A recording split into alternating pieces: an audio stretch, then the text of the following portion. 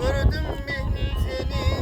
Karan gönlüm oğreyn oğreyn karanla. Bir vakısta irkim alan gönlüm.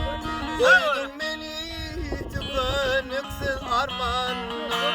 Bir vakısta irkim alan gönlüm. Koydum beni tükeniksiz armanla.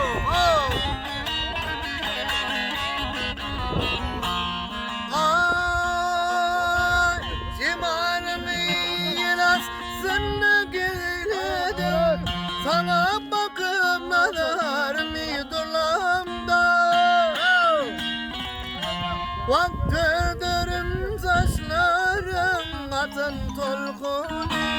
Koydum beni tükeniksiz armanla. Dördürüm saçlarım atan tolkunu. Koydum beni tükeniksiz armanla. Oh! Sağ ol Keşa, ömrüne al.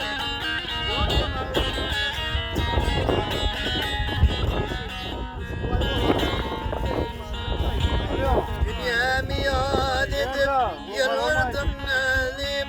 Bir çözülü aydım bilmem dirlemde.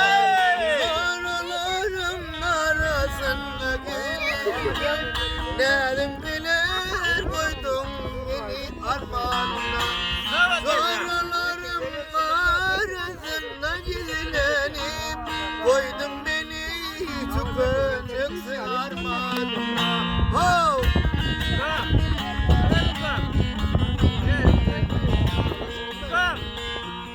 Ay, aşkın hissetini sen verdin bana. Derdim erenler bulur dermana. Açın bu derdime derman bulursun. Yeni de kıyın armanla. Açın bu derdime bulursun derman. Yeni de kıyın ben çölle armanla.